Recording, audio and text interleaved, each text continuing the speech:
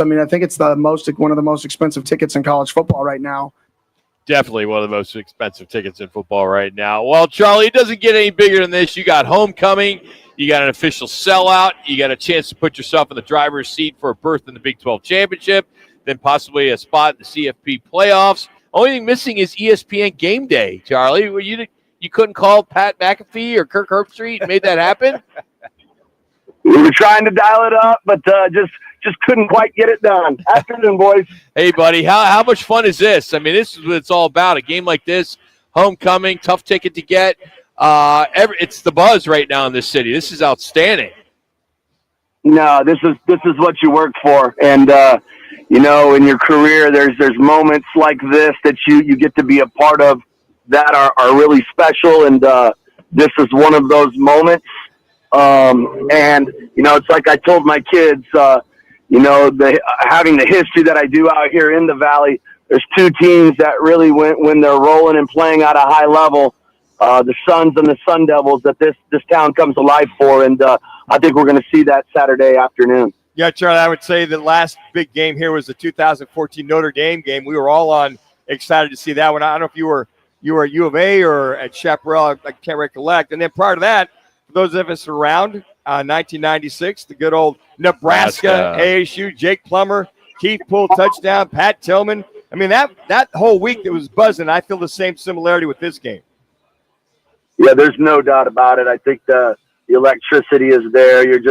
The campus is buzzing. You're starting to see people come out to the practices and want to be associated with it. And when that happens, we're in something special. Coach Charlie Ragle joining us here at Fox Sports 910. Coach, we got to just jump back real quick and this is an opportunity for you to just say, yeah, after that first touchdown and then that second touchdown and then that third touchdown last week, you had to be thinking about Minucci. You had to be saying you were beating them. You were beating them there in Manhattan. You can be honest, Chuck. Well, I'm going to tell you guys something, whatever it is, 25 years of coaching high school and college. I've done, quite a few interviews in my time.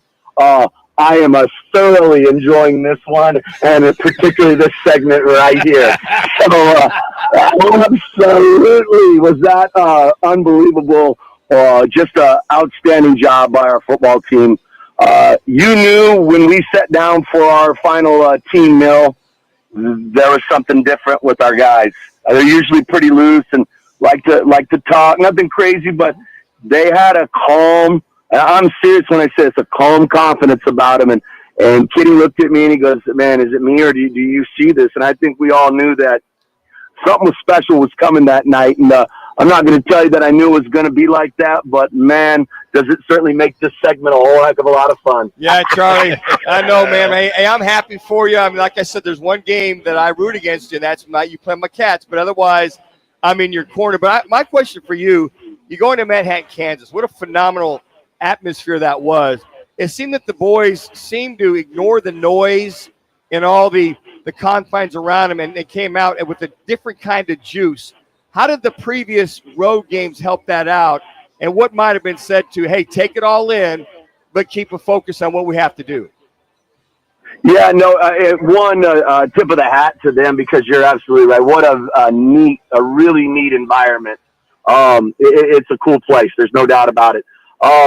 I just think, we've been building for these moments each week, and, it's kind of a running joke amongst our staff. If we can just get this one, if we can just get this one, it's each week, and kind of our team has kind of embraced that same mentality. And it's, you literally and figuratively cut out the noise by playing like they did. They had such a great fan base and crowd there ready to be on top of us and be on our heads. And we really just never gave them that opportunity because we played so well and you got up so quick like we did that we kept the fans out of it. It's just a testament to the kids' focus and how hard they played. Charlie Ragle is our guest on the Right Toyota guest line. Coach, let me follow up with the way that I'd like to have you break down this game on Saturday. For the ASU Sun Devils to be successful, is it a lot of Cam Scadaboo to maintain a solid ground game, have the clock turn, and get points on the board and make it very, very difficult for BYU to get their offense on the field. Is that a fair assessment, or do you see something else? No, I think that, we've talked about this all year about our ability to win starts with running the football, and I don't think that's going to change. I think the better we run the football, the better we are as a football team, period, in all three phases. And so I think it certainly starts there. As a defense, we've got to stay opportunistic. When you talk about their defense, they've been opportunistic themselves in creating turnovers. So I think that when you look at both defenses, who can create some turnovers to help their football team win the game, I think it's critical. And then it's who can eliminate big plays in the special teams realm. I think those are the three key phases, the key piece in each phase that whoever does that the best is going to win the game on Saturday afternoon. And then to follow up with Jimmy's question there, Charlie, I mean, just the balance, I think what I'm seeing with your offense, but you're spreading the ball down the field, across the field. You've got a complete vertical, horizontal passing. But the thing I noticed was the great pass protection that Levitt was getting in that game in order to get the ball down the field. And by the way, Charlie, I know it had to be you who worked with tight ends forever and ever. That tight end screen, I know you had to call that play for that touchdown. That was a great creative play. No. I wish I could say I did, but that's credit to DeMarcus and Mons. Those guys have done a phenomenal job with the offense, and especially in that tight end room. Jason's done an outstanding job. So you got to tip your hat so that we came up with some creative screen game plays that helped us. And, I think our O-line, as quiet as kept, has been as consistent as anybody has been this season. And I think with that, it gives us a great opportunity to win. Coach, how do you get your kids to avoid the noise? Because this is a big week. Three. A sellout that doesn't happen very often, and all the national attention you're getting right now, and the quarterback, and Scatterboo's got his own burger. I mean, all this stuff that's all going on. How do you keep them grounded? Yeah, you know what, though? I'm with you. And I think you're never going to know until you play. But it's just not who these kids are. I know Coach Dillingham came in there and tried to rattle their cage a little bit with letting them know, hey, you guys, congrats, you're ranked. And then, played some clips where guys were singing their praises. And they literally, I'm not going to repeat. I can't repeat on the air what they said, but they told them to turn it off. Wow. And they didn't want to hear it. Yeah.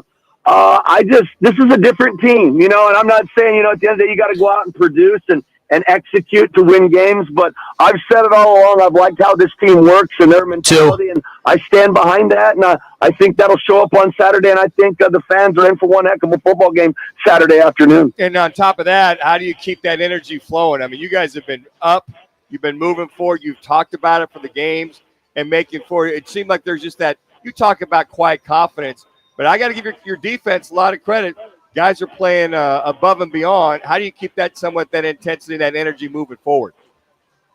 Well, I just think, you're playing in big games now, right? I mean, we're playing for something. Sure. Heck, the playoffs started last week for us, right? You win in advance, you lose, then it's a different scenario for you. So I don't think you have to give them any extra motivation. These guys know what's at stake. They know what happens if we win. And so I think that in itself, these guys were a hard-working, hard-practicing football team before we even started playing games.